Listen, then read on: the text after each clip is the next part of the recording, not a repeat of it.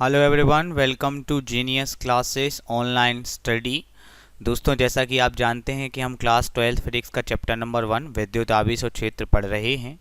आज हमारी class number 5 है। इस क्लास में दोस्तों हम पढ़ेंगे क्वांटाइजेशन ऑफ चार्ज, आवेश का क्वांटीकरण जिसे बोलते हैं। इससे न केवल हम पढ़ेंगे बल्कि इसको समझेंगे कि क्या चीज़ है क्वांटाइजेशन, क्वांटीकरण क्या होता है, इसको भी हम समझेंगे बहुत ही सरल उदाहरणों के साथ। तो चलिए शुरू करते हैं। शुरुआत करने के लिए मैं आपको एक क्वेश्चन से शुरू करना चाहता हूँ। देखिए, आवेश को इंग्लिश में बोलते हैं चार्ज, CHARJE, चार्ज। लेकिन अगर आप बुक्स को देखें और कहीं किसी भी चीज़ जगह देखें, वहाँ लिखा होगा कि विद्युत आवेश को क्यू से प्रदर्शित करते हैं। चाहे बुक्स में, चाहे नेट पे, चाहे न्यूमेरिकल्स में, हर जगह विद्युत आवेश को क्यू से प्रदर्शित करते हैं। पर प्रश्न ये उठता है कि क्यू से क्यों प्रदर्शित करते हैं? चार्ज जो स्पेलिंग है इसमें कहीं तो क्यू है नहीं, फिर क्यू से क्यों प्रदर्शित करते हैं, ये प्रश्न उठता है।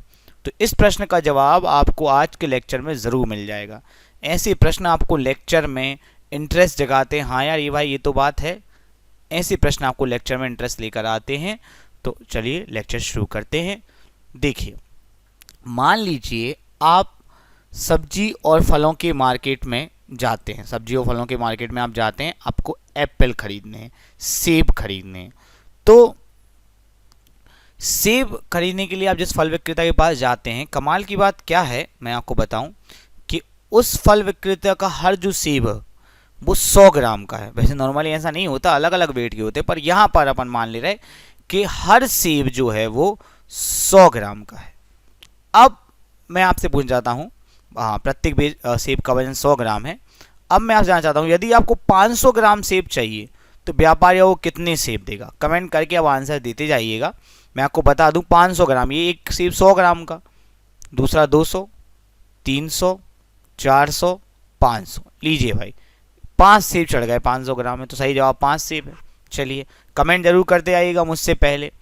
यदि आपको 900 ग्राम सेब चाहिए तो व्यापारी वो कितने सेब देगा? 900 ग्राम, 500 में 5 तो 900 ग्राम में 9 सेब। चलिए ये भी सही हो गया। यदि आपको 700 ग्राम सेब चाहिए तो व्यापारी कितने सेब देगा? 7 सेब। चलिए ये भी सही हो गया। यदि आपको 750 ग्राम चाहिए तो व्यापारी कितने देगा? 7.5 सेब। अरे नहीं, व्यापारी आपको 7.5 सेब थोड़ी देगा, सेब काट के थोड़ी दे देगा, उसका आधा सेब तो खराब हो जाएगा। वो आपसे कहेगा कि आप निम्न में से कोई भार चुन लें, 100 ग्राम ले लें, 200 ले लें, 300 ले लें, 400 ले लें, 500 ले लें, 600, ऐसे ही कोई पूर्णांक में नंबर ले लें। पर 750 ग्राम तो हम आपको नहीं दे पाएंगे, बिकॉज हमारा हर सेब 100 ग्राम का, आधा सेब का हम क्या करेंगे? तो अगर आप इन कथनों को ध्यान से पढ़े हैं तो आपको एक बात समझ आई होगी कि यहाँ पे जो द्रव्यमान है या जो भार है जो आप ले सकते हैं वो सीमित है, हर कोई भार नहीं रहता। मैंने कल 750 ग्राम की जगह आप बोलेंगे नहीं मुझे तो 759 ग्राम ही चाहिए, ऐसे तो व्यापारी परेशान हो जाएगा। तो यहाँ पे आप सारे भार, कोई कह सकता है 759.15 ग्राम ही चाहिए, भैया सोना थोड़ी ले रहे हैं आप। तो आप सारे भार नहीं ले सकते, केवल कुछ विशेष भार ही ले सकते। तो हम इस स्थिति को बोलते हैं क्वांटीकरण, कि हमने भार फिक्स कर दिए, सारे भार नहीं, केवल कुछ विशेष भार ले सकते हैं, तो भार हमने क्वांटीकृत कर दी है। आशा करता हूं कुछ एग्जांपल से मेरी बात समझ में आई होगी। तो क्या होती दोस्तों क्वांटीकृत राशियां, क्वांटाइज्ड क्वांटिटी? जब कोई भौतिक राशि सभी संख्यात्मक मानों ग्रहण ना करके केवल कुछ विशेष मानों ग्रहण करती है तो हम कहते हैं कि वह राशि क्वांटीकृत है।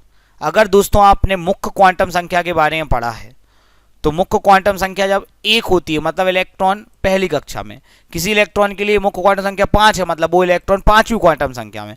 लेकिन अगर कोई बोले कि किसी इलेक्ट्रॉन के लिए मुख्य क्वांटम संख्या 5.5 है तो इसका मतलब वो 5.5वीं कक्षा में। नहीं दोस्तों, या तो 5वीं कक्षा में होता है, 6वीं कक्षा में, मतलब मुख्य क्वांटम संख्या का मान 5.5 हो ही नहीं सकता, इसलिए तो उसका नाम में क्वांटम है, क्योंकि वो सारे मान ग्रहण नहीं करती, केवल कुछ विशेष मान ही ग्रहण करती है। हर क्वांटम संख्या ऐसी होती है जो केवल विशेष मान ही ग्रहण करती है।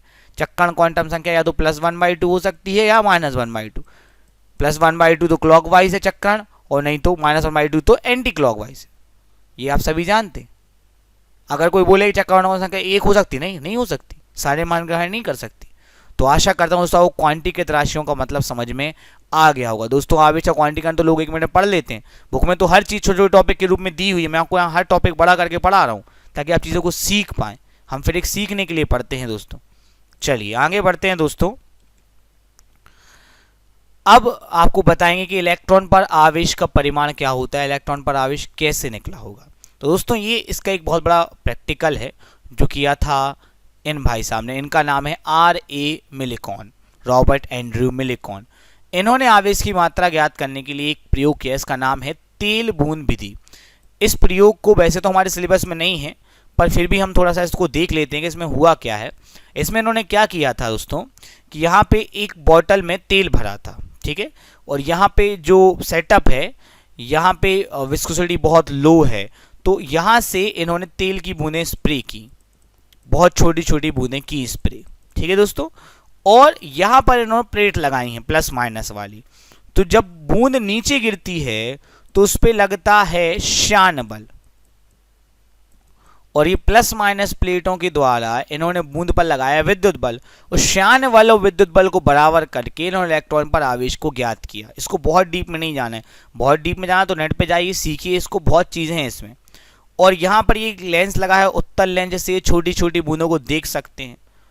तो इन्होंने यही संतुलन लगा के भाई कि ये श्यान बल बराबर विद्युत बल लगाकर इन्होंने इस बूंद पर आवेश निकाला।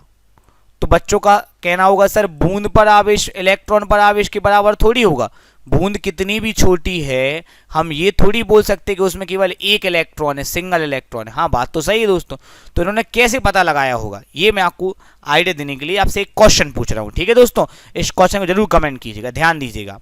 यहाँ पर मैंने कुछ थैले रखे हुए हैं और इन थैलों में सेब है, जो मैंने आपको सेब बताया भी, और प्रत्येक सेब का वजन 100 ग्राम है। 100 ग्राम से मतलब ना ज़्यादा ना कम, 100 ग्राम जो मैंने आपको बताया। आपको बताना है कि प्रत्येक थैले में कितने सेब हैं। चलिए यहाँ पे 300 ग्राम वजन है, तो इस थैले में हो जाएंगे 3 सेब। 500 ग्राम है तो 5 सेब, 200 ग्राम है तो 100 दूनी 200, 1100 तो 100 ही 11 1100, 800 तो 108 800, 100 ही नाम 900। कितना ईजी है दोस्तों। अब आपके लिए एक थोड़ा सा टफ टास्क देते हैं, ध्यान से देखिएगा। यहाँ पर आपको थैले दिख रहे हैं और इस बार इन थैलों में स्ट्रॉबेरी है। स्ट्रॉबेरी तो आप सभी जानते होंगे दोस्तों, ठीक है। अब खास बात क्या है, पिछले मैंने आपको बता दिया था कि एक सेब का वजन 100 ग्राम है। अब स्ट्रॉबेरी का वजन तो भाई 100 ग्राम हो नहीं सकता है। यहाँ पर प्रत्येक स्ट्रॉबेरी का वजन मुझे पता नहीं है, चलो ठीक है। अब क्या बता सकते हैं आप कि प्रत्येक थैले में कितनी स्ट्रॉबेरी है? बहुत टफ हो गया। और प्रत्येक स्ट्रॉबेरी का वजन क्या है देखिए, 39, 65, 130, 117, 52, 91। चलिए दोस्तों बताइए जल्दी से।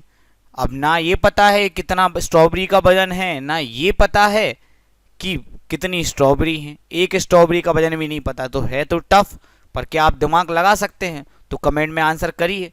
अगर नहीं लगा सकते हैं तो प्लीज़ फिर यहाँ देखिए। अगर आप गौर करें 39, 65, 130, 117, 52, 91, ये सब 13 के पूर्ण गुणज हैं। अतः हम ये बोल सकते हैं कि प्रत्येक स्ट्रॉबेरी का वजन 13 ग्राम है, क्योंकि 13 तिया 39, 13 पन्ना 65, 13 धाम 130, 13 नम्मा 117, 13 चौके 52, 13 सत्ते 91। तो हमें यहाँ पर एक स्ट्रॉबेरी का वजन नहीं पता, लेकिन जितने हमें वजन मिले वो सब 13 के गुणज थे। तो हमें लगा कि यार एक स्ट्रॉबेरी का वजन 13 ग्राम ही होगा। वैसे ही मिली कौन को लगा, इनको हो सकता है इलेक्ट्रॉन नहीं मिला, पर उनको जितने तेल की बूंदों के साथ दोहराया प्रयोग, उन्होंने पाया कि बूंदों पर जो आवेश है वो हमेशा 1.6 × 10⁻⁻19 कूलाम होता है, या इसका पूर्ण गुणज ही होता है। तो उनको लगा कि इलेक्ट्रॉन पर आवेश जो है वो 1.6 × 10⁻⁻19 कूलाम ही होता है। इसे माइनस लगा दे बिकॉज इलेक्ट्रॉन पर ऋण आवेश होता है। अब अगर हम प्रोटॉन पर आवेश की बात करें दोस्तों, तो वो होता है प्लस 1.6 × 10⁻⁻19 कूलाम। तो इलेक्ट्रॉन पर निकाल दिया था। जितना आवेश इलेक्ट्रॉन पर होता है उतना ही आवेश प्रोटॉन पर होता है, बस चिन्ह का फर्क होता है कि इलेक्ट्रॉन पर माइनस का होता है और प्रोटॉन पर प्लस का होता है दोस्तों। तो यहाँ से इस प्रकार दोनों आवेश आ गए, प्रोटॉन पर भी आ गए, इलेक्ट्रॉन पर भी आ गए। अब केवल चिन्ह का फर्क है। और ये जो दोस्तों नंबर है यहाँ पे 1.6 × 10⁻⁻19 लगभग लिखा हुआ है हमने, ज़्यादा डीप में नहीं गए हैं, इतनी हमें याद करना है। इसको दोस्तों हम बोलते हैं मूल आवेश, क्योंकि आवेश का मूल कारण तो इलेक्ट्रॉन का स्थानांतरण, एक इलेक्ट्रॉन यहां गया, दो इलेक्ट्रॉन यहां गए, यही मूल कारण है। तो यही वो मूल आवेश है जो आवेश को यहां से वहां करता है। इसको हम स्मॉल ई से दर्शाते हैं। दोस्तों बिल्कुल मत भूलिएगा, बहुत ही महत्वपूर्ण पॉइंट है ये। मूल आवेश का मान होता है, लोग बहुत कंफ्यूज होते हैं। मूल आवेश का मान होता है 1.6 इंटू 10⁻⁹, इलेक्ट्रॉन पर आवेश -1.6 10⁻⁹, प्रोटॉन पर आवेश +1.6 इंटू 10⁻⁹। कूलाम हमेशा लिखें, ठीक है। इसको अपन ई से दर्शाते हैं। तो कोई अगर पूछे प्रोटॉन पे आवेश तो +E, और अगर इलेक्ट्रॉन पूछे तो -E। तो E यहां पर क्या है? मूल आवेश है दोस्तों, याद रखिएगा। E यहां पर क्या है? मूल आवेश। तो इस प्रकार से R.A. मिलिकॉन ने इलेक्ट्रॉन पर आवेश की गणना की। और अगर आप गणितीय गणना सीखना चाहते हैं कैसे उन्होंने निकाली, तो नेट पर काफ़ी वीडियोस अवेलेबल हैं, उनको देखें। और वरना जब हम इलेक्ट्रॉन प्रोटॉन पढ़ेंगे तो उस पर काफ़ी चर्चा करेंगे, वैसे आपके सिलेबस में नहीं है, फिर ही मैंने आपको बता दिया। तो इस प्रकार से इलेक्ट्रॉन पर आवेश निकाला गया और उसका परिमाण मतलब ये केवल चिन्ह रहित मान, ये भी निकाला गया। ये निकाला था R.A. मिलिकॉन ने, और इसके लिए उनको नोबेल पुरस्कार भी मिला था। चलिए अब आगे बढ़ते हैं और देखते हैं कि इलेक्ट्रॉन पर आवेश का मान पता होने से हमें क्या फ़ायदा है। दोस्तों देखिए, यहाँ पर इस एनिमेशन में कांच की छड़ को रेशम के कपड़े से रगड़ा जा रहा है। अगर आपने पिछली क्लास अटेंड की है तो आपको पता होगा कि जब कांच की छड़ को रेशम के कपड़े से रगड़ा जाता है तो कांच की छड़ से इलेक्ट्रॉन निकलकर रेशम के कपड़े में जाने लगते हैं। अब आप एग्जैक्टली बता सकते हैं, क्योंकि इलेक्ट्रॉन पर आवेश आपको पता है किस पर कितना आवेश। देखिए, एक इलेक्ट्रॉन यहाँ गया, मतलब इस कपड़े पर आवेश हो गया -1.6 इंटू 10⁻⁹। ठीक है दोस्तों। और दो इलेक्ट्रॉन गए तो इस पर हो गया -3.2 इंटू 10⁻⁹। तीन इलेक्ट्रॉन गए तो इस पर हो गया -4. तो कुल मिलाकर आपको 16 का दुनिया पता हो, 16 एकम 16, 16 दूनी 32, 16 तिया 48। देखिए आप, तो आप बता सकते हैं कितने इलेक्ट्रॉन गए। बाकी भाग देना कोई बड़ी चीज तो होती नहीं है। ठीक है दोस्तों, आगे बढ़ते हैं और अब आपसे कुछ क्वेश्चन पूछे जाएंगे और जल्दी जल्दी जवाब चाहिए, एक एक सेकंड में, इतना टाइम नहीं है अपने पास। दोस्तों यहां पर है कि एक पिंड पर -1.6 इंटू 10⁻⁹ का आवेश है। आपको बतानी है अतिरिक्त इलेक्ट्रॉनों की संख्या। अगर आपने थोड़ी सी पढ़ाई करी है तो आप सही जवाब देंगे। ऑप्शन है 1, 2, 3, 4। तो आप यहां देख रहे हैं कि 1.6 इंटू 10⁻⁹ क्या है? एक इलेक्ट्रॉन पर आवेश। तो इसका सही जवाब आ जाएगा 1।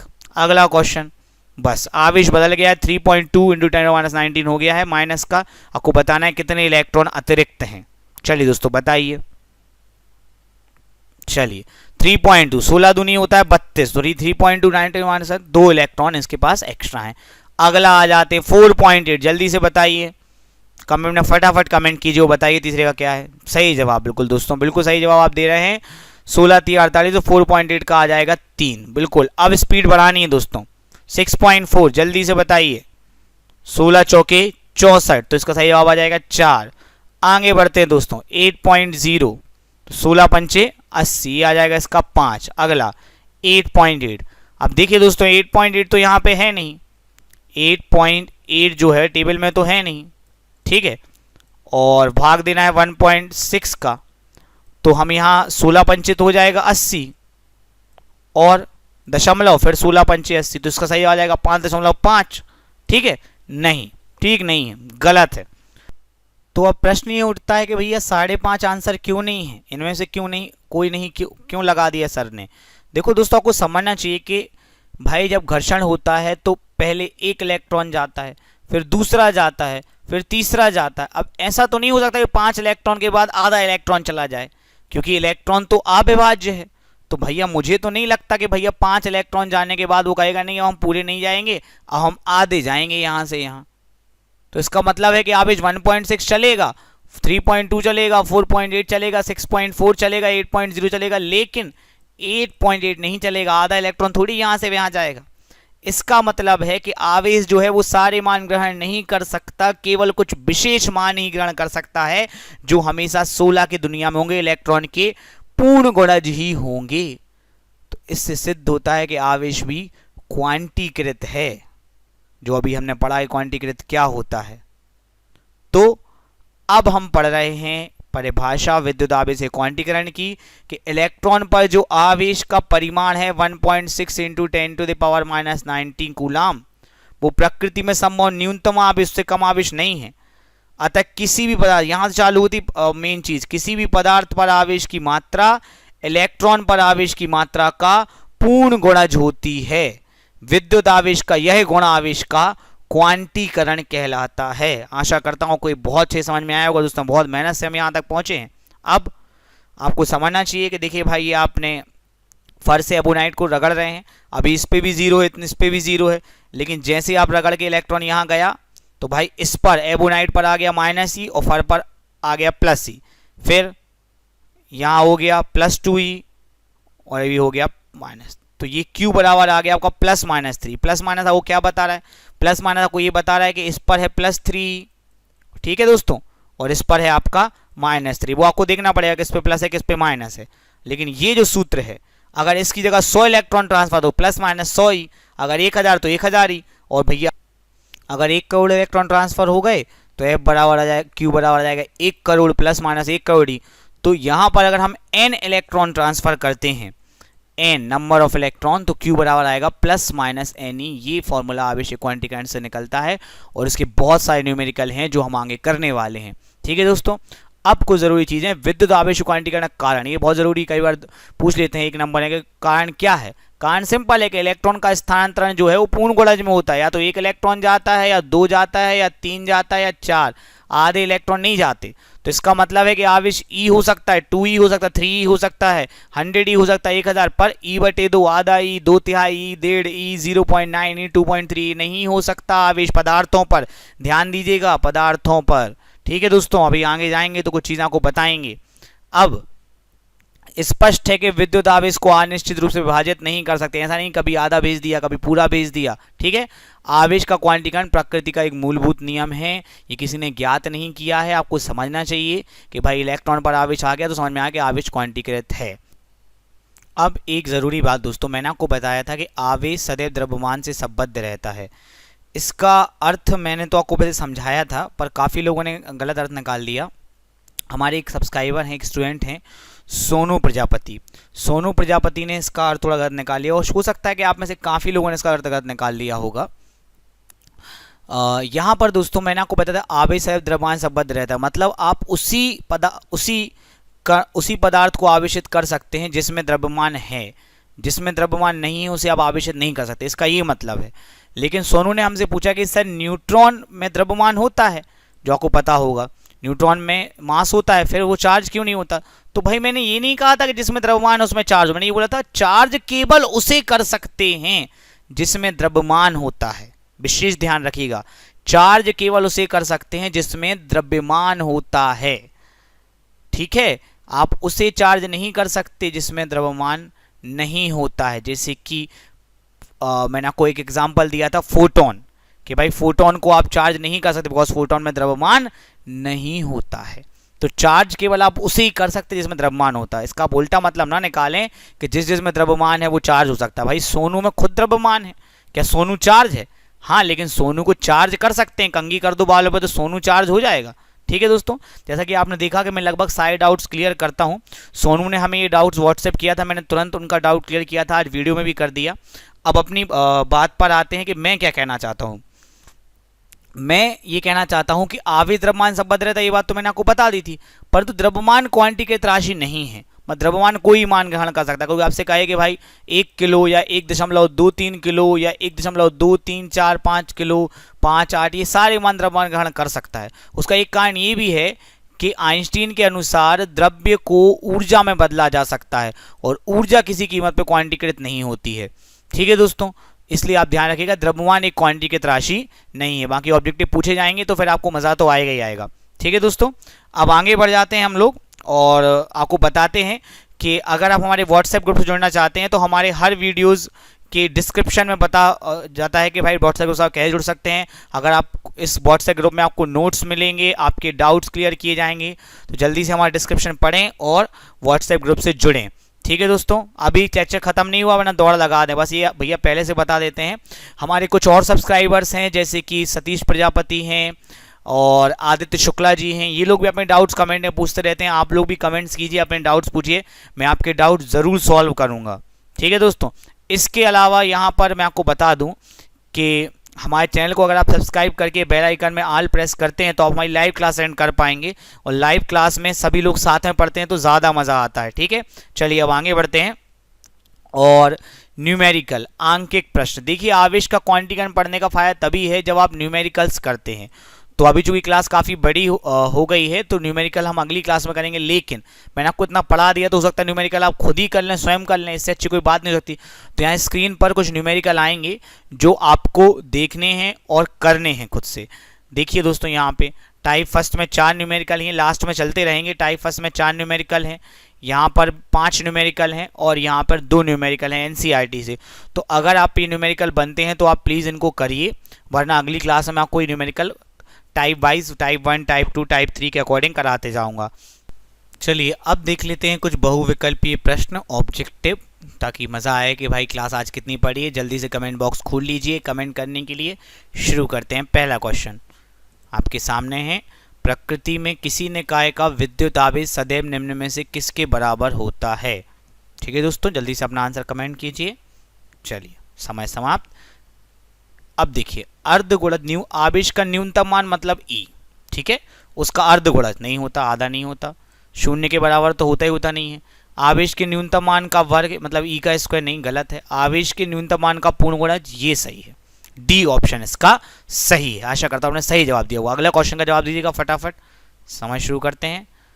विद्युत आवेश के क्वांटीकरण का कारण पूछा, मैंने आपको बताया था कि विद्युत आवेश के क्वांटीकरण का कारण क्या है, क्यों आवेश अनिश्चित रूप से विभाजित नहीं होता है। चलिए समय समाप्त। विद्युत आवेश के क्वांटीकरण का कारण यह है कि इलेक्ट्रॉन का स्थानांतरण सदैव पूर्ण गुणज के रूप में होता है, कभी वो आधा नहीं जाता कि भाई आधा इलेक्ट्रॉन यहाँ से यहाँ चला गया। अगला क्वेश्चन, ये क्वेश्चन है भाई बहुत कंफ्यूजिंग, नॉर्मली लोग इसका जवाब गलत देते हैं, कमेंट में देख रहा हूँ काफ़ी लोग के जवाब गलत आ रहे हैं। चलिए समय समाप्त हो जाए फिर मैं आपको बताऊँ। देखिए दोस्तों, यहाँ पूछा है कौन सा आवेश संभव है, तो सर ने बोला सर बटे वाला आवेश संभव नहीं है, तो उनको लगा कि यार तीनों गलत हैं, सही उन्होंने लगा दिया डी। लो भाई देखो ये क्या लिखा है, 12E/3, ये कट जाएंगे भैया, 3 चौके 12 और आ जाएगा 4E। तो 4E तो संभव है ना, 4 इलेक्ट्रॉन अगर यहाँ से यहाँ चले गए 4 इलेक्ट्रॉन तो 4E तो हो जाएगा। तो इसका सही जवाब है सी। लेकिन आप रट्टू तो देते, आपने सोचा सर ने बोला था बटे वाले नहीं हो तो बटे वाले छोड़ दो, तो इसका सही जवाब डी नहीं है, इसका सही जवाब है सी। आशा करता हूँ आप ध्यान रखेंगे, ध्यान से पढ़ाई करेंगे। अगले क्वेश्चन पे चलते हैं। ये रहा, कौन सी राशि क्वांटीकृत नहीं। अभी मैंने आपको बहुत अच्छे समझाया है, सोनू का क्वेश्चन भी लिया ताकि आप पे बने। कौन सी राशि क्वांटीकृत नहीं है ये आपको बताना है। चलिए अभी मैंने आपको बताया कि आवेश तो क्वांटीकृत है लेकिन द्रव्यमान क्वांटीकृत नहीं है। अगले क्वेश्चन पे चलते हैं। पूछा है न्यूट्रॉन पर आवेश, वैसे तो ये बच्चे को पता होता है, ठीक है, फिर भी क्वेश्चन वाइज अपन रखे हैं। चलिए न्यूट्रॉन पर आवेश, चलिए दोस्तों न्यूट्रॉन पर आवेश होता है 0, सभी को ये बात पता होनी चाहिए। अगला है इलेक्ट्रॉन पर आवेश।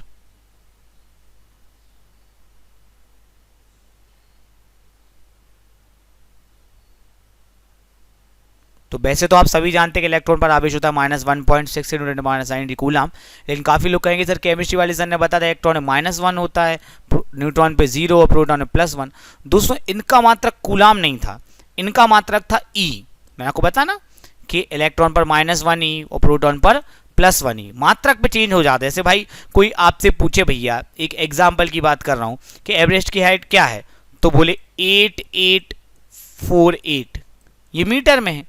लेकिन अगर बोलो भाई नहीं कोई कहेगा नहीं यार 8.8 है, तो है ना, सही तो है, किलोमीटर में है वो। तो ये आपको समझना चाहिए कि ये भी केमिस्ट्री वाले सर की बात भी सही है और फिजिक्स वाले बात सर की बात है। ऑप्शन अकॉर्डिंग देखना पड़ता है, ऑप्शन के अकॉर्डिंग कूलम ऑप्शन दिए तो सही जवाब -1.6 × 10⁻⁹ कूलम। आगे चलते हैं। प्रोटॉन पर आवेश, आप तो जल्दी से बता दो यार भाई, अभी बताया मैंने तुम्हें कि भैया मूल आवेश क्या होता है, इलेक्ट्रॉन पर क्या होता है, प्रोटॉन पर क्या हो, जल्दी से बता दो। चलिए समय समाप्त हो गया। इलेक्ट्रॉन पर -1.6 है तो प्रोटॉन में +1.6, का ऑप्शन बी हो जाएगा। अगला सवाल है धांसू, सोडियम के आयन पर आवेश क्या होगा, ये पूछा है। अब केमिस्ट्री अगर थोड़ी बहुत पढ़ी है और सोडियम का आयन पता है क्या होता है तो बनेगा कि नहीं बनेगा। चलिए आपको याद आया होगा दोस्तों कि NaCl को अपन तोड़ा तो Na पे प्लस होता है, 1 प्लस होता है, 1 प्लस तो 1.6। अगला क्वेश्चन देख लेते हैं।